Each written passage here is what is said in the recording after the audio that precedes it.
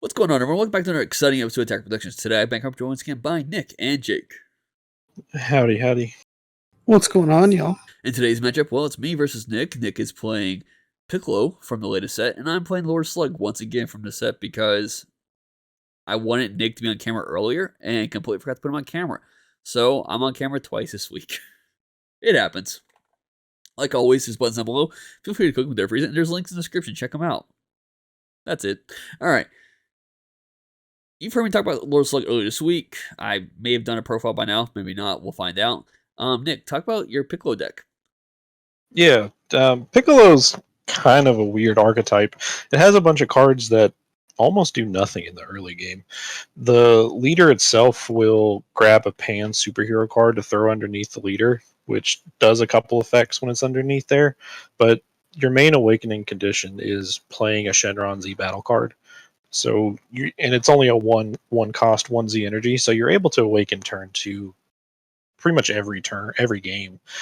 And you really wait till turn 3 to start putting your pressure pieces in, because a lot of your stuff requires having at least 3 energy. So a lot of your early game is just kind of stalling, fixing your hand, drawing, things like that, and then really hitting the gas on turn 3, 4, and then going for game turn 5 with big quit swings on your swap pieces. I didn't realize at the time, but I guess maybe like you mentioning it just then, both these decks kind of play in the same manner. Like, the first couple turns are literally just trying to set up what you need for the later game. Because like I mentioned earlier in the week's video for Slug, was there are cards that you would play on the board, and then you need to combo them off to play other cards either from your hand or from the top part of your deck. And then you want those cards to potentially, when you awaken, to be kind of removed from the board of the battle area, so that way you can place them into your Z energy, and then you can use those once in a Z energy to play better versions of those cards.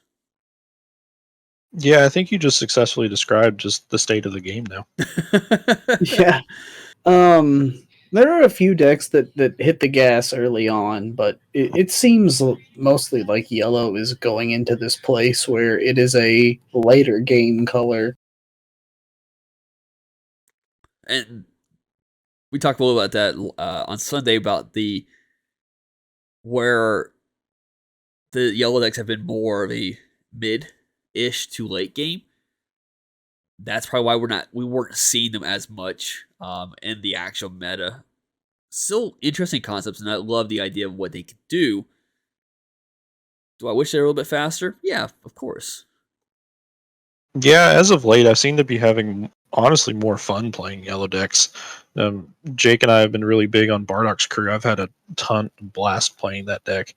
And this deck is different. I mean, it's not doing the same things, but it's the same. I'm having the same amount of fun with it, just because I'm able to do so many interactions and plays. There's multiple lines of plays I can go to depending on the situation.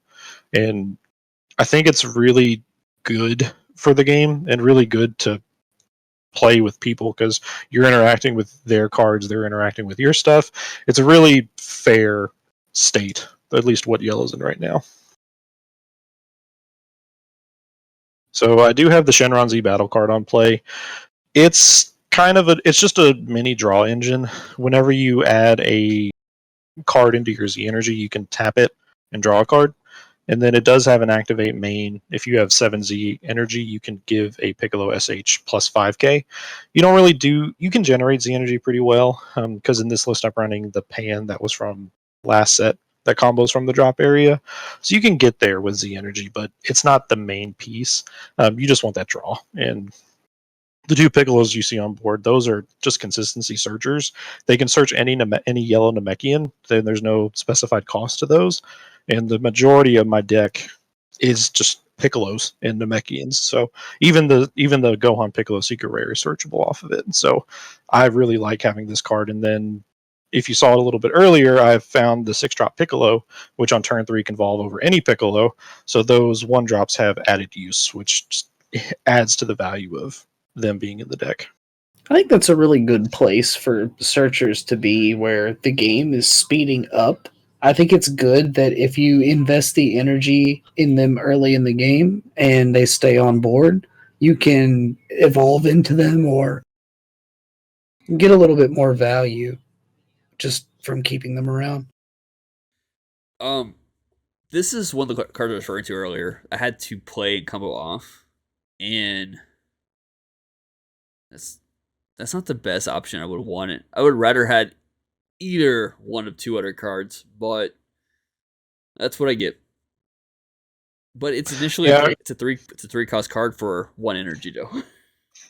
Yeah, I remember you talking early on in the game. You're like, I don't know what to do with this hand. I don't know what's going to happen. Well, I had to charge a Flying Nimbus for starters, which tells you I have good cards, but none of the cards I had in my hand were what I wanted. And then on that top 10 search, I still see none of the cards that I wanted.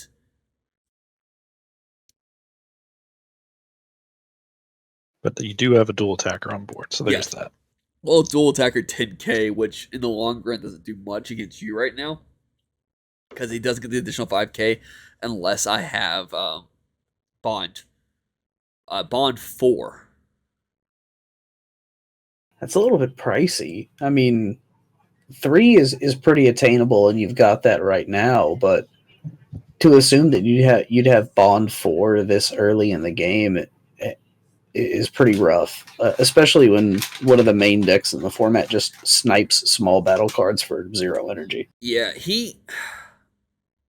truth be told, after playing, I still like the idea of this card because it generates a meta token for you, which is just a free 5k combo.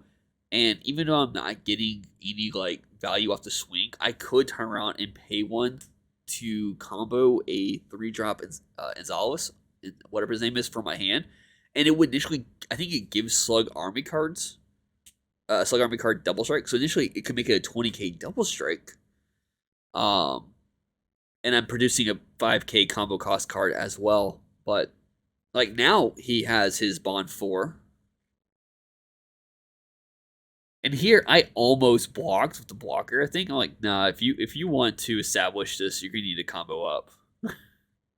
And then you combo, and I'm like, oh, you just wanted to draw. I see. Okay. I'm glad I didn't block. Yeah, I wanted to draw, and I wanted to get maximum effectiveness off the evolved Piccolo. When it evolves, it restands, when you evolve into the card, it restands a Shenron Z battle card and itself.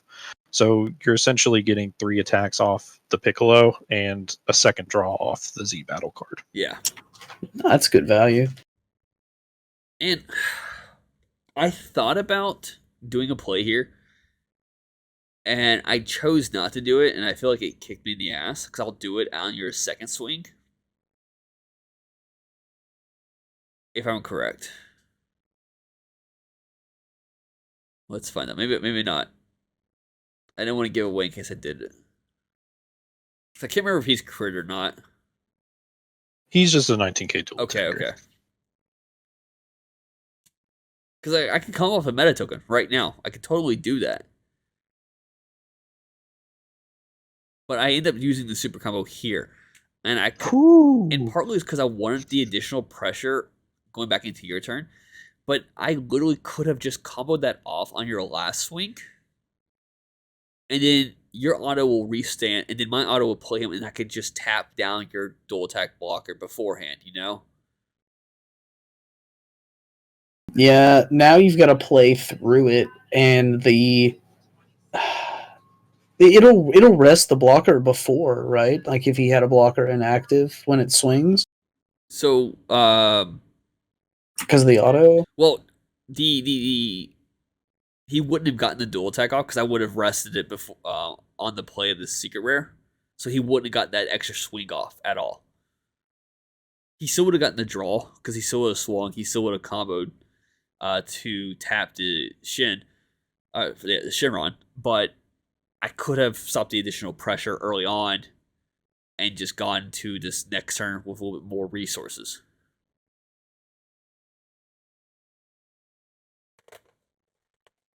But it was a blocker. It was just one of those things where in the moment I felt bad playing it afterwards. But it is what it is. This is technically the second time I've ever played this deck, actually. So, and this is the 3-drop Slug the draw denial Yes. on the table now. So Nick will have to think a little bit about how to get out of things. He can't just jam super combos and get out of attacks here You if would he wants to get value out of them. you would think so. That's all I'm gonna say. Piccolo Somebody foreshadowing. Piccolo has some good resources I wasn't expecting. I will put that much down. Now, getting this card off isn't actually bad because I think it allows me to. I think I pop a card in rest mode on its play if my leader is Lord Slug. Oh, wouldn't you Which know it? It is. which thinking about it, like it's so good, and I'm really debating about taking out the I play 2, I think, of the Meta Machos 3-drops, but I don't play any of the 5-drops. I'm really thinking about taking out the Meta Machos entirely and just adding in one more Analyzer to make the 3-drop have 4 in my deck, and then putting a third villainous Slug in my deck. Because I can turn around also, like, he's a double strike, and I think he's bond 2, it's plus 5k. I think it's plus 5k. But I could just literally do it again, play another villainous version of him, and then make my opponent discard a card and still swing a double striker afterwards. So definitely, So when you play that slug, you choose to pop the dual attacking Piccolo. Is yeah. there a particular reason why you chose that? At the time, I'm not afraid of the 5-drop yet, or even what you could go into. Yeah. I Yeah. I think going into this turn as well, I had options. Like I had things ready to go. Like you couldn't the Shinron, sorry, your Shinron wasn't a problem because you couldn't get the draws off it. But I was not expecting this right here, which gets past barrier, and I think it's an ED barrier or is it Pacific Energy cost 4 or less or something like that. 3 or more. 3 or more, that's what it was. And I was not expecting that at all. I'm like, oh, yep. Oof. So the blue yellow Gone Piccolo, believe it or not, it's a yellow Piccolo. So or yellow Master's Teaching. So it's something you can swap into. And when you have either 5Z energy or 2Z battle cards in play, Yeah. you can bottom deck a card, ignoring barrier. And since I was able to put the Krillin on board, that reduced the energy cost of me Z Awakening by 2. So just 2Z energy was able to me to Z Awaken into the Piccolo leader. Yeah, like I said, if I had to remember that was an option that you could have done, I probably would have sniped that instead of the 6-drop to make you reestablish the chain, So we go into our own secret rare. which is pretty good. Now you get to rest some of my important cards.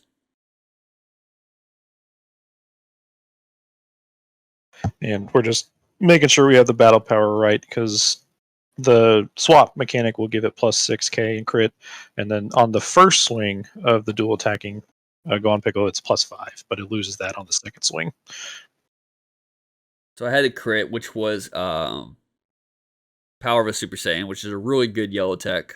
But hey, Bergamo, a little blast from the past here. What's funny is that I literally finished building this deck like I think an hour before getting to the shop, and I almost put a Bergamo on my sideboard for certain matchups, and I decided not to. So when you play that, I'm like, damn it, I should have done that instead.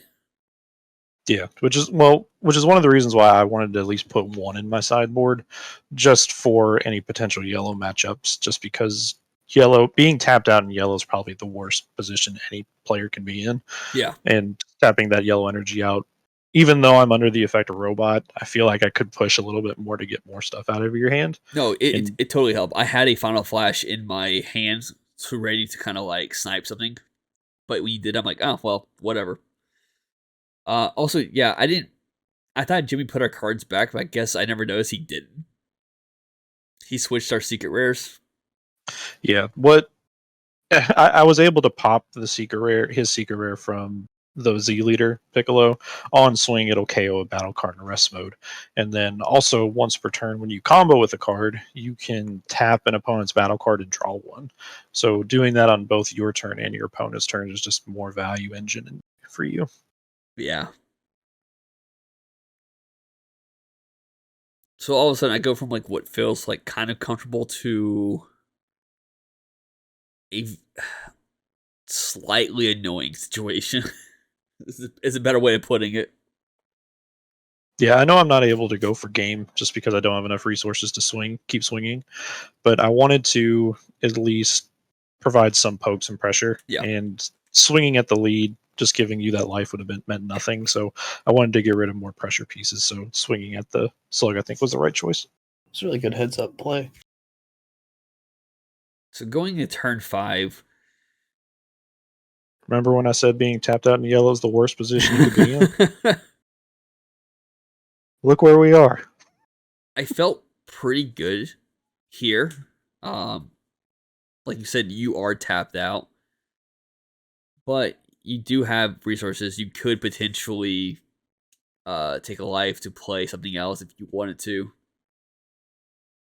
Yeah, we got a fat hand. So I didn't feel too worried, but I knew I couldn't be able to afford to take too much damage here. And here I went ahead and go into the big slug.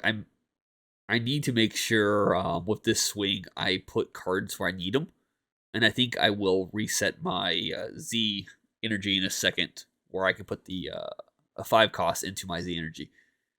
And for those of you who are familiar with this slug by any chance, there's a 8-drop triple strike that 3 energy to play if you have a 5 cost and a 3 cost in your Z energy, both a combo cost of 1. And then you can do fun things there. Yeah, you tapping down cards just gets so annoying. Yeah, granted that meta matcha is only 10k, but it is a dual attacker, so that's more pressure that I didn't want to deal with. And my Z leader being at least a base 20 means your 15ks will have to combo. So I felt safe. I'd rather hit the dual attacker to stop any potential extra swings. Well, not just that, but it would have given me another token to combo off of, you know? Right. Now, there's a saying, we talk about one of our other players at the shop. His name's Matt. But if given the opportunity to go for the throat, he will always do it. Also, with this card, it plays 2 other cards, energy cost, I think 3 or less. They cannot have lower slug in their character trait, but it does not specify that the cards you play have to be 2 different cards. So I will go ahead and establish 2 of the 3-drop Anzillas here. But well, initially you try to play the meta matcha, but that is unique. Yeah. Because I could have just swung with that and then just produced more tokens, like I mentioned earlier, which would have been beneficial on a going all out swing. Honestly, do you choose what card goes away with unique, or is it just the card coming in doesn't get to be It doesn't played? get played. It stops it from being Goes to the played. drop area. Yep. The drop. So here you do not negate. It's a triple strike, and I go, all right, cool. I'm just gonna combo up. I debated about using. Sorry, so these have activate battles where you can combo one card. It doesn't specify that they have to be in battle themselves. You combo cards from your hand. Here's the problem. I still have 1 open energy. I could have comboed one of those cards off, but I decided, I was like, in my head, I was like, oh no, this is fine. If somehow he combos out of this, it gives me 2 blockers. You know, I'm good. I'm protected. You get up to, I think you had to get to 90 because I was at 85, and you get just enough there. And we talked about it later. I was like, if I would have comboed off an Anzilla, could you have comboed out? You're like, no. It was only a 5k combo. I'm like, motherfucker. Like, I chose for some reason to sit back and be more protective if I couldn't beat Nick in this turn, when I could have tapped one, comboed one of those cards off, and potentially have won right then and there. But because I didn't, I have 1 open energy. I block. I think I'll take a crit life in a second, and then you just finish me off. Which is honestly, looking back on it, it's the safer choice, right? Like, and how do you expect someone to get to 90? It's usually a number most people can't get to. Yeah. So it I can't knock you for that. But in this case, with my Z leader, I can tap 1 and give any Piccolo SH double strike by warping 2 Master Teachings from my drop. So I was able to Champa my secret rare. Yeah, which is just really good. And from that, I only had one card in my hand to combo with, and or sorry, I had two cards, but one costed energy. So as you saw, I only got to like I think like 25, 35. So with that being said, thank you all for tuning in. Nick, thanks for joining us. Jake, thanks for coming in. And yeah, buttons down below. Don't forget to click them. There's links and stuff like that. With that being said, thank you all.